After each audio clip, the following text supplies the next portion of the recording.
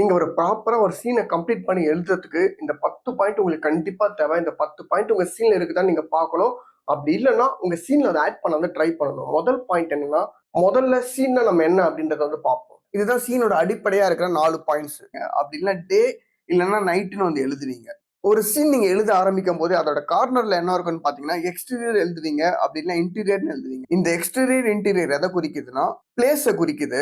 இந்த day or night எதை குறிக்குதுன்னா நேரத்தை குறிக்குது. அப்ப சீனுன்றது ஒரே இடத்துல ஒரே நேரத்துல அந்த கதைக்கு பர்பஸ்ஃபுல்லா ஏதாவது ஒரு விஷயம் நடக்குது பாத்தீங்களா, அதுதான் வந்து சீன். ஒரு பிளேஸ் இல்லைன்னா டைம், இது ரெண்டுல எது சேஞ்ச் ஆனாலும் அது ஒரு சீன். ஒரு சீனுக்கு அடிப்படையா 4 பாயிண்ட்ஸ் வந்து இருக்கு. அந்த சீன்ல ஏதாவது ஒரு இன்ஃபர்மேஷன் வந்து ரிவீல் ஆகிருக்கணும். மனசுல இருக்கிறத உன்கிட்ட சொல்லணும்.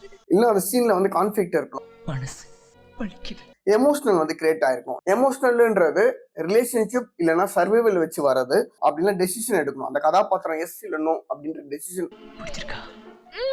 அந்த சீனை செக் பண்றதுக்கு 4 இம்பார்ட்டன்டான பாயிண்ட்ஸ் வந்திருக்கு. முதல்ல அந்த சீனுக்கு ஒரு கோல் இருக்கணும். அந்த மனசுல இருக்கிறத உன்கிட்ட சொல்லணும். வராங்க, பேசுறாங்க, போறாங்க அப்படின்னு எழுதிருந்தீங்கன்னா அது கண்டிப்பா பேட் சீனா வந்தாயிடும். ரெண்டாவது கோல் இருந்தாலே கான்ஃபிளிக்ட் வந்து கண்டிப்பா கிரியேட் ஆயிடும். மனசு வலிக்குது. பிரச்சனைகள் கிரியேட் ஆனாலே அந்த கதாபாத்திரங்களுக்கு சேஞ்ச் வந்து கிடைக்கும். உனக்கு எனக்கு எப்போ கல்யாணம் ஆயிடுச்சு தெரியுமா? மனசுல இருக்கிறத உன்கிட்ட சொல்லணும். கொன்னே போட்டுருவேன். ரொம்ப ரணவேதனையா இருக்குடி. இந்த சீன் இல்லைனாலும் கதை வந்து மூவ் ஆகும். எந்த டிராபேக்கும் இல்லை அப்படின்னு உங்களுக்கு தோணுச்சுன்னா இந்த 4வது பாயிண்ட் தான் நீங்க யூஸ் பண்ணணும். தேவையா இல்லையா அப்படின்றது. தேவையில்லைன்னா அந்த சீன் வந்து டெலிட் பண்ணிடணும். ஃபர்ஸ்ட் சாப்டர் சீன் கோல். இந்த சீனோட கோலுக்கு முக்கியமா இருக்கிற 3 பாயிண்ட்ஸ் என்னன்னா, கேரக்டரோட கோல், அந்த கோலுக்கு தேவைப்படுற நீடு, அதுக்கப்புறம் கான்ஃபிளிக்ட், அதுக்கப்புறம் பாஸ் ஆர் ஃபெயில். எக்ஸாம்பிள், பாஷா படத்துல அவரோட தம்பி போலீஸ் வேலைக்கு வெரிஃபிகேஷனுக்காக ரஜினிகாந்த் வந்து போவாரு. அவரோட கோல் அப்ப என்னவா இருக்கும்னு பாத்தீங்கன்னா, அந்த வயலன்ஸ்லாம் அவாய்ட் பண்ணிட்டு அவங்க தம்பி தங்கச்சி எல்லாத்தையும் வந்து படிக்க வைக்கணும், ஒரு நார்மல் பீஸ்ஃபுல் லைஃப் வாழணும்ன்றதுதான் அந்த கேரக்டரோட கோல். கான்ஃபிளிக்ட்ன்றது அவரோட பழைய வயலன்ஸான வாழ்க்கையை ரிமெம்பர் பண்ணுவாங்க அந்த இடத்துல. இந்த இடத்துல கான்ஃபிளிக்ட் கிரியேட் ஆனதுக்கு அப்புறம் கூட அந்த வயலன்ஸ் அவாய்ட் பண்ணிட்டு அந்த பாஷான்ற கேரக்டர் அந்த இடத்த விட்டு போவாங்க. ஆடியன்ஸ்க்கு எல்லாருக்குமே வந்து தெரியும் அவர் பெரிய டான் எல்லாமே வந்து. பட் அந்த இடத்துல வயலன்ஸ் அவாய்ட் பண்ணிட்டு போறது தான் இந்த கேரக்டரோட கோல். இந்த கேரக்டர் வந்து சக்சஸ் ஆயிருக்கும், அதான் பாஸ். இப்போ பருத்திவீரன் படத்தோட கிளைமேக்ஸ் வந்து எடுத்துக்கோங்க. அந்த கேரக்டரோட கோல் என்ன? அந்த கிளைமேக்ஸ்ல முத்தாவை கல்யாணம் பண்ணிட்டு ஒரு நார்மல் லைஃப் வாழணும் தான் அந்த கேரக்டரோட கோல். லாஸ்ட் சீன்ல அந்த கேரக்டர் வந்து உள்ள நுழையுது. கான்ஃபிளிக்ட் என்னவா இருந்திருக்கும்னா, அந்த படத்துல அந்த கேரக்டரோட ஃபிளா தான், ரெஸ்பான்சிபிலிட்டியா வந்து அந்த கேரக்டர் வந்து இருந்திருக்காது, ஊதாரித்தன்மை வந்து பண்ணிட்டு இருந்திருக்கும். அது மட்டும் இல்லாம இன்னொரு கான்ஃபிளிக்ட் என்ன இருக்குன்னா, கேஸ்ட் பிரச்சனைகளும் அது ஒரு கான்ஃபிளிக்டா வந்து இருக்குது. ஸோ இந்த கான்ஃபிளிக்டால இந்த கேரக்டரோட கோல் வந்து அழியப்படும். முத்தலுக்கு வந்து கொலை பண்ணிடுவாங்க, இந்த கேரக்டர் வந்து இறந்து போயிடும். பருத்திவரன்ற கேரக்டர் வந்து ஃபெயிலா இருக்கும். ஸோ இந்த 3 இம்பார்ட்டன்டான பாயிண்ட்ஸ் வந்து இருக்கணும் ஒரு சீனோட கோலுக்கு முக்கியமான points. Second chapter scene purpose. ஒரு சீன் பார்த்து முடிச்சதுக்கு அப்புறமா எதுக்கு இந்த சீன் இருக்குது அப்படின்னு உங்களுக்கு தோணுச்சுன்னா கண்டிப்பா அந்த சீன்ல பர்பஸ் இல்லைன்னு வந்து அர்த்தம். இந்த பர்பஸ் நீங்க எழுதுறதுக்கு 4 முக்கியமான பாயிண்ட்ஸ் வந்து இருக்கு. முதல்ல கேரக்டர் சேஞ்ச். இப்போ பாஷா படம் வந்து பாக்குறீங்க, ரஜினிகாந்த் வந்து அடி வாங்குறாரு. அதுதான் இந்த கேரக்டர் டெப்த் வந்து உங்களுக்கு தெரியும். அவர் என்னதான் டானா இருந்தாலும் அவங்க ஃபேமிலிக்காக வந்து சாக்ரிஃபைஸ் பண்றாரு பாத்தீங்களா. அதுக்கப்புறம் இன்ஃபோன்றது அவர் நார்மலா ஒரு ஆட்டோ டிரைவரா இருப்பாரு, பயப்படுவாரு, போவாரு. இது எல்லாமே வந்து அந்த கேரக்டரை பத்தின ஒரு இன்ஃபர்மேஷன். 3வது ஸ்டோரி ஃபார்வர்ட். ஸ்டோரி ஃபார்வர்ட்ன்றது கான்ஃபிளிக்ட், ஒரு பிரச்சனையை வந்து கிரியேட் பண்றது. அண்ணாமலை படத்துல ரஜினியை வந்து சரத்பாபு வந்து அறைவாரு. அதுதான் ஒரு கான்ஃபிளிக்ட் வந்து கிரியேட் ஆக ஆரம்பிக்கும். அதுல இருந்து ஸ்டோரி வந்து ஃபார்வர்ட்ல வந்து மூவ் ஆகும். ஸோ 4வது பாயிண்ட் பாத்தீங்கன்னா எமோஷன். எமோஷன்ன்றது அவங்க வந்து லவ் ப்ரொபோஸ் பண்றது, இல்ல அந்த லவ்க்காக அவங்க ஏங்குறது, அது எல்லாமே வந்து ஒரு எமோஷனல் சீன் தான். ஸோ ஒவ்வொரு சீனுக்குமே இந்த 4 பர்பஸ் இருக்குதா அப்படின்றத வந்து நீங்க பார்க்கணும். இந்த 4 பர்பஸும் இல்லைன்னா அந்த சீனை வந்து நீங்க தாராளமா வந்து டெலிட் பண்ணிடலாம். விஷுவலா பயங்கரமா அழகா இருக்குன்றதுக்காக நீங்க அந்த சீனை வந்து வைக்க முடியாது. இப்போ ஒரு மேரேஜ் பண்றீங்க, ஒரு பொண்ணு ரொம்ப அழகா இருக்கு, ஆனா அந்த பொண்ணுக்கு ஒரு கேரக்டர் இல்ல, ஒரு மாரல் வேல்யூ இல்ல, ஒரு எமோஷனல் வேல்யூ இல்லைன்னு வச்சுக்கோங்க, உங்க லைஃப் வந்து எந்த அளவுக்கு ப்ராப்ளமா வந்து வரும். அதே மாதிரிதான் ஒரு சீன் வந்து விஷுவல் ரொம்ப அழகா இருக்கு, ஆனா சீனுக்கு ஒரு கேரக்டர் வேல்யூ இல்ல, ஒரு பர்பஸ் இல்ல, ஒரு மாரல் வேல்யூ, எமோஷனல் வேல்யூ, கேரக்டருக்கு இன்ஃபர்மேஷன் ரிவீல் ஆகல, எதுவுமே இல்லைன்னா அந்த சீனால உங்களுக்கு ஸ்டோரிக்கு வந்து ப்ராப்ளம் வரும். இந்த பர்பஸ்க்குள்ளே தான் சீன் டைப்ஸும் இருக்கு. சீன் டைப்ஸ் மொத்தமா 6 வந்து இருக்கு. ஃபர்ஸ்ட் சீன்ல இருக்குது செட்டப் சீன். செட்டப் சீனோட பர்பஸ் என்னன்னா, அந்த கேரக்டர் யாரு, அந்த கேரக்டர் சுத்தி இருக்கிற உலகம் என்ன அப்படின்றது தான் செட்டப் சீன். இப்போ பாஷா படம் எடுத்தீங்கன்னா அவர் ஒரு நார்மல் ஆட்டோ டிரைவரா இருப்பாரு, ஃபேமிலிக்காக சாக்ரிஃபைஸ் பண்ணுவாரு. இந்த மாதிரி ஸ்டார்டிங்ல செட்டப் பண்ற சீன்ஸ் எல்லாமே வந்து இந்த டைப்ல வந்து வரும். ஸோ 2வது பாயிண்ட் வந்து கான்ஃபிளிக்ட் சீன். ப்ராப்ளம் என்ன அப்படின்றது தான் கான்ஃப்ளிக்ட் சீனோட கான்செப்ட். அண்ணாமலை படத்துல ரஜினிகாந்த சரத்பாபு வந்து செவுல வந்து அரைஞ்சிருவாரு. அங்கதான் அந்த கான்ஃப்ளிக்ட் வந்து கிரியேட் ஆகும். அங்கதான் அந்த ப்ராப்ளம் வந்து கிரியேட் ஆக ஆரம்பிக்கும். செவன்ஜி ரெயின்போ கால்ல பாத்தீங்கன்னா அந்த பொண்ணை லவ் பண்ண ஆரம்பிப்பாரு பாத்தீங்களா, அதான் வந்து கான்ஃப்ளிக்ட் சீன். அங்கதான் வந்து ஸ்டோரி வந்து ஃபார்வர்ட்ல வந்து மூவ் ஆகும். அந்த பொண்ணை பாக்குறதுல இருந்துதான். பாஷா படத்துல ஆனந்த் பாபு ரஜினி ஃபேமிலி வந்து அட்டாக் பண்ணுவாரு. அதுதான் கான்ஃப்ளிக்ட் சீன். அதோட பர்பஸ் என்னன்னா, ப்ராப்ளம் யாரு வந்து கிரியேட் பண்றா அப்படின்றது தான் இதோட பர்பஸ். மூணாவது டைப் பாத்தீங்கன்னா எமோஷனல் சீன். செவன்ஜி ரெயின்போ கால்ல அவர் லவ் பண்றாருன்னு சொல்லிட்டு அந்த பொண்ணுக்காக நிறைய ப்ரொபோசல்லாம் வந்து பண்ணுவார், நிறைய சாக்ரிஃபைஸும் பண்ணுவாரு. சேது படத்துல அந்த பொண்ணு வந்து ப்ரொபோஸ் பண்ணுவாரு. இதை பார்க்கும்போது ஆடியன்ஸ்க்கு வந்து ஆட்டோமேட்டிக்கா வந்து கனெக்ட் ஆகும். எமோஷனல் கனெக்ட் வந்து ஆடியன்ஸ் கிட்ட வந்து ஃபீல் ஆகும். ஆடியன்ஸும் தங்களா வந்து பிரதிபலிச்சு வந்து ஃபீல் பண்ணுவாங்க. ஃபீல் என்ன அப்படின்றது கிரியேட் பண்றதுக்கு தான் இந்த சீனோட பர்பஸ். சீன் டைப்ல இருக்கிற ஃபோர்த் டைப் பாத்தீங்கன்னா கான்ஃபரன்டேஷன் சீன். இப்போ எக்ஸாம்பிள் பாத்தீங்கன்னா, மேனேஜர் வந்து உங்களுக்கு சேலரி வந்து போடல. எம்ப்ளாயி கிட்ட வந்து நீங்க சொல்றீங்க, இந்த மேனேஜர் வந்து சேலரியே போட மாட்டோம் அப்படின்னு நீங்க சொல்றதுக்கு பதிலா ஸ்ட்ரெயிட்டா அந்த மேனேஜர் கிட்ட போறீங்க, ஏன் எனக்கு சேலரி போடல அப்படின்னு நீங்க கேக்குறீங்க பாத்தீங்களா. நர்வஸா? சிஎம்னு பயப்படலாம் வேணாம். சும்மா பக்கத்து வீட்டுக்காரர் மாதிரி போய் பேசிட்டு வாங்க. ஹியூமன் ரைட்ஸ் கமிஷன் ரிப்போர்ட் சொல்லுது. அண்ணாமலை படத்துல ரஜினி வீட்டை வந்து இடிச்சிருவாங்க. ஸ்ட்ரெயிட்டா சரத்பாபு வீட்டுக்கு போவாரு. ஏன் இடிச்ச அப்படின்னு வந்து கேட்பாரு பாத்தீங்களா. நேர் எதிர வந்து கிளாஸ் ஆகுறது, ப்ராப்ளம் வந்து நேரா வந்து ஃபேஸ் பண்றது தான் இந்த சீனோட பர்பஸ். லைஃப் பொறுத்த வரைக்கும் ஒரு ப்ராப்ளம் வந்துச்சுன்னா நம்ம ஒதுங்க சொல்லுவாங்க. ஆனா சினிமால ஸ்கிரீன் பிளே பொறுத்த வரைக்கும் ஒரு ப்ராப்ளம் வந்துச்சுன்னா அந்த ப்ராப்ளத்தை ஃபேஸ் பண்ண வைக்கணும். அப்பதான் உங்களுக்கு ஒரிஜினல் சினிமா வந்து கிரியேட் ஆகும். ஃபிஃப்த் டைப் வந்து reveal scene. I love you, Kadir. Seven G Rainbow Colony படத்துல அந்த பொண்ணுக்குள்ள இருக்கிற லவ் வந்து ப்ரொபோஸ் பண்ணும் பாத்தீங்களா, அதுதான் சீக்ரெட். அந்த சீக்ரெட்டை ரிவீல் பண்ற சீன் தான் வந்து ரிவீல் சீன்னு சொல்லுவாங்க. ஆறாவது டைப் வந்து டெசிஷன். சேது படத்துல அவருக்கு லவ் இருக்கும், அந்த பொண்ணு வந்து இறந்து போயிடுவாங்க. ஆனா அவர் ஃபேமிலி கூட இல்லாம ஸ்ட்ரெயிட்டா அவர் மறுபடியும் அந்த மனநல காப்பகம் அதுக்கே வந்து போயிடுவாரு. அவங்க ஃபேமிலி கூட வந்து இருக்க மாட்டாரு. அவர் வந்து ஃபைனலா அதான் வந்து சூஸ் பண்ணி இருப்பாரு. நீங்க எழுதுற சீன் இந்த 6 டைப்புள்ள இருக்குதா அப்படின்னு வந்து நீங்க பார்க்கணும். இந்த 6 டைப்புள்ள இல்லைன்னா அந்த சீன் வந்து வீக்கா இருக்குன்னு அப்படின்றது வந்து அர்த்தம். அதுக்கப்புறம் ஒவ்வொரு சீன்ல இருக்கிற வாண்ட் அண்ட் நீட். ஒரு சீன் எழுதுறதுக்கு ரொம்ப அடிப்படையான விஷயங்கள் என்னன்னு பாத்தீங்கன்னா, அந்த சீனோட வாண்ட்டும் நீடும் தான். வாண்ட்னா என்னன்னு பாத்தீங்கன்னா, நீங்க வெளியில தேடுறது, நீடுன்றது உங்களோட இன்சைட்ல தேடுறது. இப்போ நீங்க பணக்காரலா ஆகணும், நிறைய காசு சம்பாதிக்கணும், இது எல்லாமே வந்து அவுட் சைட்ல தான் நீங்க வந்து தேடுவீங்க. 2000 மாடு, ஒரு கார், ஒரு வேன், ஒரு பியூட்டிஃபுல் பங்களா. உன்னை பெரிய பணக்காரனாக்க போறேன். நான் பீஸ்ஃபுல்லா இருக்கணும், நிம்மதியா வாழணும் அப்படின்றது அது உங்க மனசளவுல தேடுற விஷயமா வந்து இருக்கும். இப்படி எந்த குறையும் இல்லாம நாங்க நிம்மதியா இருக்கணும். இப்ப நம்ம ட்ரெஸ் போடணும்னு நினைக்கிறது வந்து நீடு. காஸ்ட்லியா போடணும், பணக்கார ரேஞ்சில வந்து நம்ம போடணும் அப்படின்றது வந்து வாண்ட், வெளியே தேடுற விஷயங்கள் எல்லாமே. இப்ப எக்ஸாம்பிள் பருத்தியூரன் படத்தோட கிளைமேக்ஸ் வந்து எடுத்துக்கலாம். கார்த்தி அந்த கேரக்டரோட வாண்ட் என்னவா இருக்குன்னா, முத்தழகு அப்படின்ற அந்த பொண்ணை வந்து கல்யாணம் பண்ணிட்டு ஒரு நார்மல் லைஃப் வந்து வாழணும் அப்படின்றது தான் அவரோட வாண்டா வந்து இருக்கும். அந்த வாண்ட்டுக்கு என்ன நீடு வந்து நம்மளுக்கு தேவைப்படுதுன்னா, அவர் வந்து மெச்சூரிட்டியா இருக்கணும், அந்த பொண்ணுக்கு வந்து ஒரு பொறுப்பா வந்து நடந்திருக்கணும், அவர் வாழ்க்கையிலேயே ரெஸ்பான்சிபிலிட்டி வந்து எடுத்திருக்கணும். அவர் எதுவுமே இல்லாம கேர்லெஸ்ஸா வந்து சுத்திட்டு இருப்பாரு, ஊதாரித்தனம் வந்து பண்ணிட்டு இருப்பாரு, எந்த ஒரு மெச்சூரிட்டியும் இல்லாம வந்து இருப்பார். இந்த படம் ஃபுல்லாவே இந்த வாண்ட்டுக்கு தேவையான நீட் எதுவுமே அவர்கிட்ட வந்து இருக்காது. கடைசியில அந்த நீடு வந்து அவருக்கு கிடைக்கும். அவரு கொஞ்சம் மெச்சூரிட்டி ஆவார், அந்த பொண்ணெல்லாம் சேவ் பண்ணிட்டு நார்மல் லைஃப் வாழணும்னு நினைப்பாரு. அவர் இவ்வளவு டைம் அந்த நீட் அவர் கண்டுக்காம விட்டதுனால முத்தழகு அந்த கேரக்டர் வந்து இறந்துருவாங்க, அவரும் வந்து இறந்துருவாரு. அவருக்கு அந்த வாண்ட் கிடைக்காம போயிடும். இந்த நீடை வந்து அவர் லேட்டரா வந்து புரிஞ்சுப்பாரு. லேட்டரா புரிஞ்சுக்கும் போது அவர் சக்சஸ் வந்து லேட்டரா கிடைக்கும்.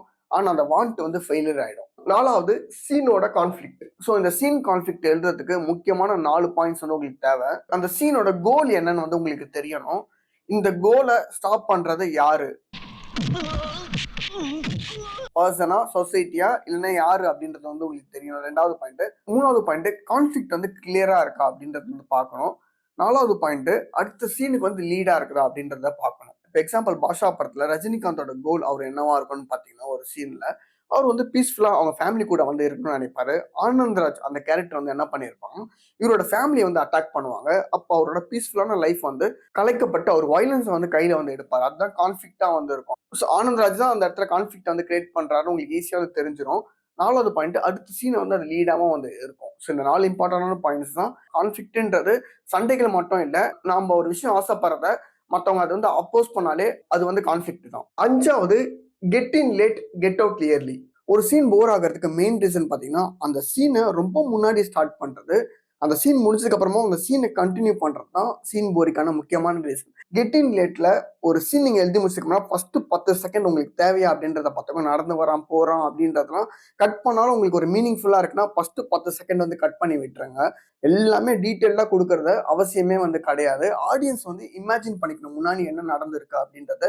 அண்ணாமலை படத்துல எக்ஸாம்பிள் வந்து எடுத்துக்கோங்க. ரஜினி வீட்டை வந்து இடிச்சிருவாங்க. ஸ்ட்ரெயிட்டா அவரு அசோக் அவங்க வீட்டுக்கு வந்து வருவாரு. அவர் ஆட்டோ பிடிச்சி வந்துட்டு அந்த கேட்ல இருக்கிற வாட்ச்மேன் கிட்ட பர்மிஷன் வாங்கிட்டு வீட்டு கதை வந்து திறக்கிறாரு. இந்த மாதிரி எந்த ஒரு ஷாட்டுமே வந்து இருக்காது. அந்த சீன் ஸ்டார்ட் ஆகும்போது பாத்தீங்கன்னா பவர் வந்து யார்கிட்ட இருக்கும், அசோக் அந்த கேரக்டர் தான் வந்து பவரா வந்து இருப்பாரு. என்ன விஷயம் தான் கேக்குறேன்.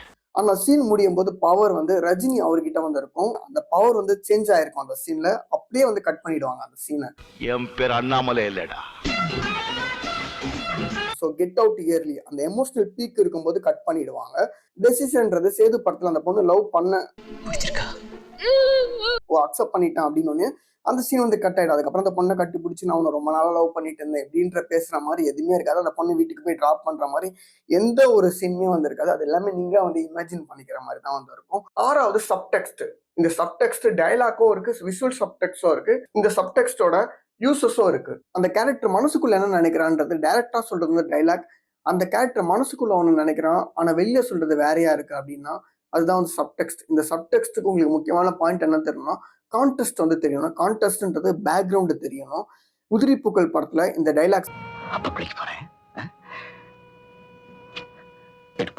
சூப்பரான சப்டெக்ஸ்டா வந்து இருக்கும். குளிக்க போறேன்னு அவங்க பசங்க கிட்ட சொல்றாரு. ஜஸ்ட் குளிக்க தானே போறாரு அப்படின்னு உங்களுக்கு தோணாது. ஏன்னா கான்டெஸ்ட் வந்து உங்களுக்கு தெரியணும். அதுக்கு முன்னாடி அவரு அந்த கிராமத்துல இருக்கவங்கள கொடுமை பத்தி இருந்திருப்பாரு. அந்த பொண்ணை வந்து ரேப் பண்றதுக்கு சமமா ஒரு விஷயம் வந்து பண்ணியிருப்பாரு. ரொம்ப கொடுமைகள் பண்ணியிருப்பாரு. அவரு சாக தான் போறாரு. ஆனா அவர் சொல்ற டைலாக் வந்து அப்போ உங்களுக்கு வந்து கன்வே ஆயிடும். அவர் சாக தான் போறாரு, அவங்க பசங்க கிட்ட குளிக்க போறான் அப்படின்னு வந்து சொல்றாரு. அதுதான் வந்து டைலாக் சப்டெக்ஸ்ட். அந்த சப்டெக்ஸ்டுக்கு உங்களுக்கு கான்டெஸ்ட் தெரியுது. அவர் யாரு என்னன்னு உங்களுக்கு தெரியறதால தான் அது சப்டெக்ஸ்டா உங்களுக்கு வந்து கன்வே ஆகுது. சப்டெக்ஸ்ட் இல்லைனாலும் டைலாக்ஸ் மூலியமா அந்த சீன் என்ன விஷயம்ன்றது உங்களுக்கு வந்து புரியும். சப்டெக்ஸ்ட் இருந்தா அந்த சீன்ல இருக்க எமோஷனல் உங்களுக்கு வந்து கன்வே ஆகும். விஷுவலா நம்ம ஒரு விஷயத்த பாக்குறோம். ஆனா அது கன்வே ஆகிற மீனிங் பாத்தீங்கன்னா ஆப்போசிட்டா நம்மளுக்கு இருக்கு. அதுதான் விஷுவல் சப்டெக்ஸ்ட். பாஷா படத்துல ரஜினிகாந்த் வந்து அடி வாங்குறாரு. ஆனா அவர் அடி வாங்குறாரு, வீக்கா இருக்காரு, நம்மளுக்கு கன்வே ஆகாது. அவர் கண்ட்ரோலா இருக்கிறாரு அப்படின்னு நம்மளுக்கு வந்து கன்வே ஆகும். எப்படி அந்த மாதிரி கன்வே ஆகுதுன்னா அதுக்கு தான் வந்து கான்டெஸ்ட்னு சொல்லுவாங்க. இந்த கான்டெஸ்ட் என்னன்னா அந்த கேரக்டரோட பேக்ரவுண்ட் நம்மளுக்கு தெரியறதால அந்த கேரக்டர் அடி வாங்கும் போது அந்த கேரக்டர் கண்ட்ரோல் பண்ணிக்குது அப்படின்றது தெரியுது. இன்னொரு எக்ஸாம்பிள் சேது படத்துல அந்த பொண்ணை வாடி போடின்றாரு. அந்த பொண்ணை கடத்திட்டு வந்துடுறாரு. ஒரு காலத்துல ரொம்ப சந்தோஷமா இருந்தேன்டி. அந்த பொண்ணை கல்ல தூக்கி அடிக்க போறாரு. அந்த பொண்ணை தள்ளி செவுத்துல வந்து இடிக்கிறாரு. அந்த பொண்ணு கல்யாணம் பண்ணிக்க போற ஒரு நபரை வந்து கேலி பண்றாரு.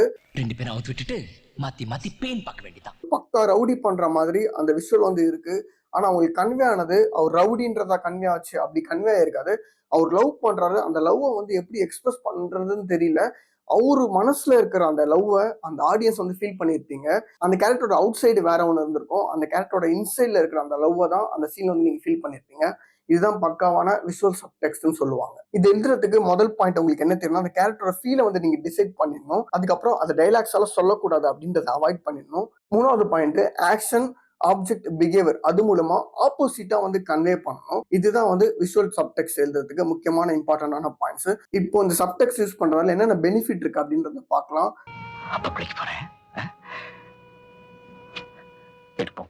அதாவது அந்த படத்துல குளிக்க போறன்னு சாதாரணமா ஒரு டைலாக் தான் வந்து சொல்லுவாரு. அந்த படத்தோட தீம் என்னன்னு பாத்தீங்கன்னா தப்பு பண்ணா தண்டனை அனுபவிக்கணும் அப்படின்ற தீமுக்கு அந்த டைலாக் வந்து ஒரு குறியீடா வந்து இருக்கும். 2வது பாயிண்ட் பாத்தீங்கன்னா பில்டு டென்ஷன். அவர் குளிக்க போறோம்னு சொல்றாரு. பாக்குற ஆடியன்ஸ்க்கு வந்து அவர் தற்கொலை பண்ணிக்க போறாரா இல்ல அந்த கிராமத்துல இருக்கவங்க ஏதாச்சும் அட்டாக் பண்ண போறாரா அப்படின்னு நம்மளுக்கு கற்பனை பண்றதுக்கு அந்த சப்டெக்ஸ்ட் வந்து அந்த இடத்துல வந்து யூஸ் ஆகும். Character depth. அந்த கேரக்டர் வெளியில வந்து குளிக்க போறோம்னு காமா வந்து சொல்றாரு. ஆனா அந்த கேரக்டர் மனசுல இருக்கிறது ஒரு டென்ஷன் வந்து இருக்கும். அது வந்து நம்மளுக்கு கன்வே ஆகும் இந்த சப்டெக்ஸ்ட் மூலியமா. சப்டெக்ஸ்ட்ன்றது அந்த கேரக்டர் உள்ள இருக்கிற அந்த லேயர், மனசுக்குள்ள இருக்க அந்த லேயரும் நம்மளுக்கு கன்வே ஆகிறது தான் சப்டெக்ஸ்ட். ஆடியன்ஸ் அந்த கேரக்டரோட டெப்த்தை வந்து ஃபீல் பண்ணுவாங்க. ஒரு த்ரில்லர் மிஸ்ட்ரி மூவில எல்லாம் வந்து சப்டெக்ஸ்ட் வந்து க்ளூவா வந்து இருக்கும். மகாராஜா படத்துல லக்ஷ்மின்னு அவர் சொல்லுவாரு, எனக்கு என் லட்சுமியை கண்டுபிடிச்சு கொடுங்க சார். குப்பை தொட்டியா? அதான் லட்சுமியா? அந்த படத்துல டஸ்ட்பின் தான் சொல்லியிருப்பாரு ஆரம்பத்துல நம்மளுக்கு தெரியும். ஆனா அது வந்து ஒரு குறியீடா அவங்க பொண்ணை கன்வே பண்ற மாதிரி நம்மளுக்கு லேட்டரா வந்து புரியும். அதுதான் வந்து சப்டெக்ஸ்ட். இந்த சப்டெக்ஸ்ட் எழுதுறதுக்கு உங்களுக்கு முக்கியமான ஒரே பாயிண்ட் தான் தெரியணும். அந்த கேரக்டர் என்ன ஃபீல் பண்றான் அப்படின்னு உங்களுக்கு தெரியணும். அவன் பெயினா இருக்கானா, ஃபியரா இருக்கானா, ஆங்கரா இருக்கானா, அந்த ஃபீல் உங்களுக்கு தெரிஞ்சிச்சுன்னா அந்த டைலாக்ஸ் உங்களுக்கு ஆட்டோமேட்டிக்கா வந்து வந்துடும். Show don't tell. டைலாக்ஸ் மூலியமா ஒரு கதையும் ஒரு சீனையும் புரிய வைக்காம அந்த கதாபாத்திரத்தோட ஆக்ஷன் மூலியமா, அதாவது விஷுவல் மூலியமா புரிய வச்சீங்கன்னா அதுதான் ஷோ டோன்ட் டெல். சினிமான்றது ஒரு மூமெண்ட் அப்படின்றது தான் அதோட மீனிங். ஸோ நீங்க விஷுவலா ஒரு விஷயத்த புரிய வச்சீங்கன்னா அதுதான் உங்களுக்கு ஆர்ட் வந்து கிரியேட் ஆகும். மாமா கோவம் வந்துருச்சு.